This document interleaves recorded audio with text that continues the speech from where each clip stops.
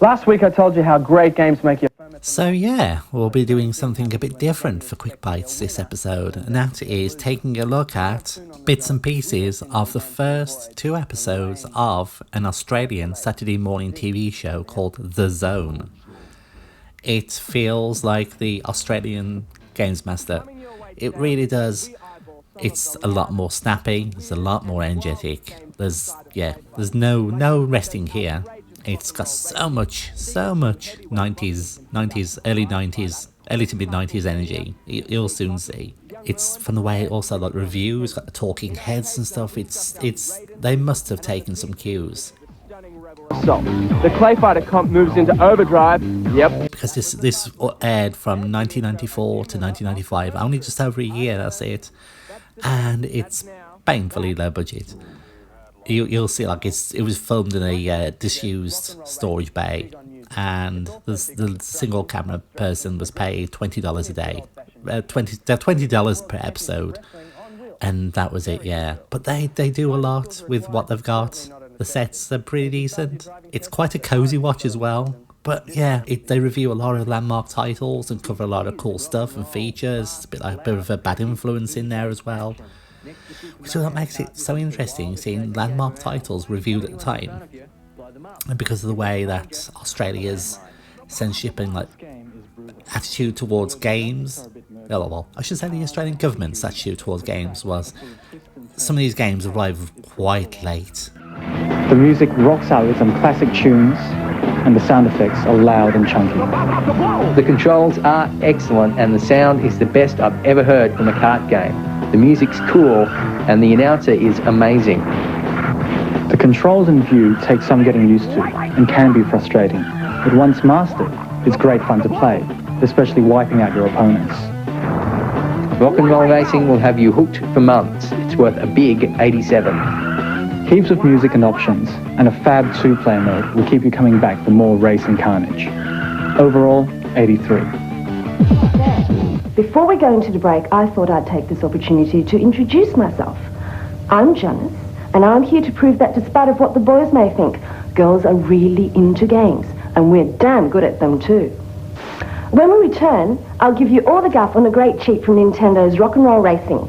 You're hooked up to... what's it called again? Raiden 2 is as tough as nails. To conquer this sci-fi flying battle-a-thon, you have to shoot straight, be able to fly at right angles, and have nerves of steel. Raiden 2 is a sequel machine looking to build on the success of the original.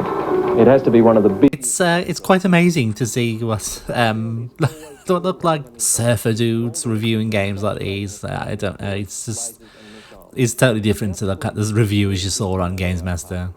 Except for Dave Perry, who would have fit right in. One boss at the end of each level. The original graphics, sound and features have been pumped up to make it an even better game with a fantastic range of weapons up for grabs. Old fans will love the improvements, and with a new set of features, Raiden 2 looks to capture a whole new set of players too. TIE Fighter screeching past. They're all sampled straight out of the movies, and all the action is played over the original soundtrack of the film. Now, it hurts me deeply to say this, but even with a joystick, let alone a mouse, which is near impossible, controlling your ship is a bit of a struggle. But considering that the rebel forces were always struggling to defeat the Empire, I'd rather consider it an attempt to make the game more realistic than call it a problem, which is why it only gets a 90. NMS. Hi, Janice here. Hello, Janice. Play guide for Super Empire Strikes Back. Also, I'll pass on some feedback on your letters, the good and the bad.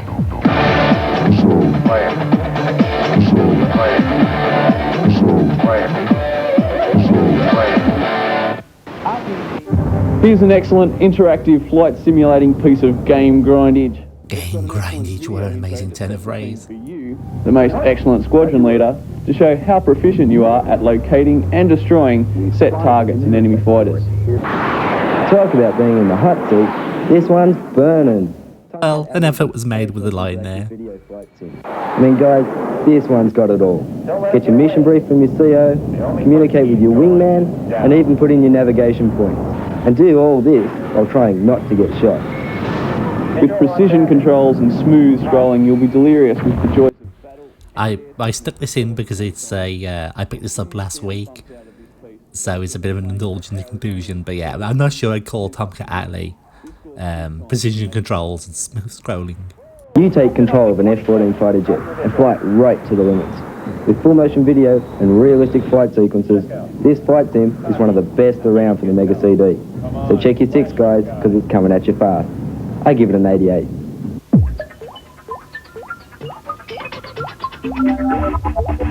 We've had lots of signal now. For those of us who like a no-holds-bar encounter of the bruising kind, this is a must. Called the tank because of its .05 steel shell, arcade-style buttons, and the size. I shared an ad on Twitter for this slab of arcade thing, and yeah, I like how it looks basically looks like a slab of crap. It's one of the key features. Swelling ranks of controllers. This is frontline stuff. No entry. We've had lots of signal now. At first glance, Mario Kart looks like a game made for the preschool crew. I mean, what self-respecting driving ace would possibly find a challenge pitting their well-oiled skills against a tubby Italian plumber and his very weird associates? But then again, I could always be wrong. Mario Kart isn't a serious racing sim like Nigel Mansell's or Virtual Racing. You've got weapons to pick up, shortcuts on some tracks, and brilliant two-player modes to choose from. This is an odd inclusion because this is from the second episode from the very end of 1994. And yeah, they're reviewing Super Mario Kart, which came out at the start of 1994 in Australia. So yeah, I'm not sure why they're reviewing it. And the tracks can be very perilous. The music sets up the fun racing vibe perfectly, and the revs and skids make you feel as if you're really there.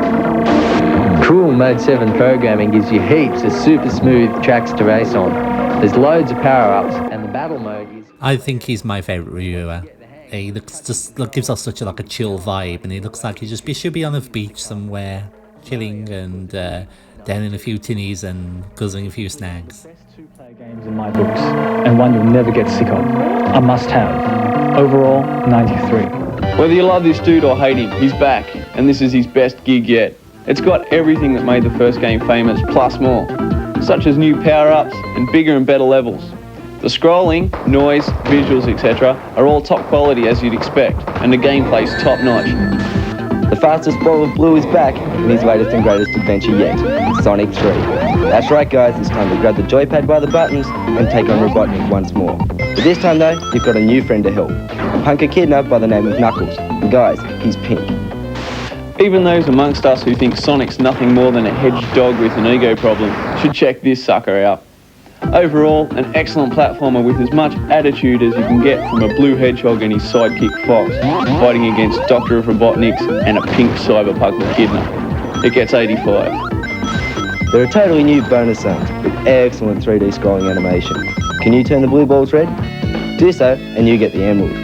With brand new enemies and a load of new level features, this blue boy still hasn't shown us all the tricks up his sleeve. So check him out.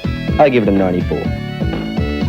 Don't you move a muscle, because coming up we review Return to Zork, and you get your last chance to be the happiest game freak in the land.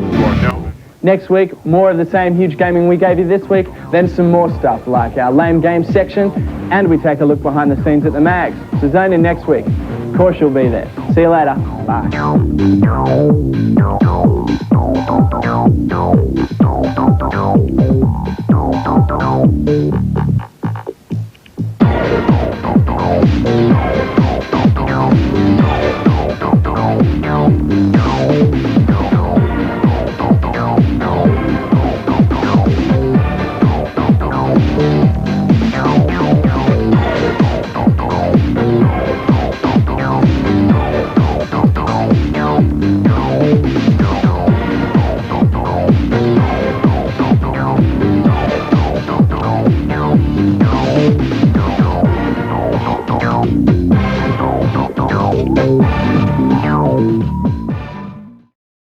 Well, Game Freaks, that brings us to the end of this Quick Bites, and yeah, I really enjoyed commentating and clipping and preparing this episode. It's such a fun show, and I'm going to be watching the rest and no doubt sharing other bits and pieces of it.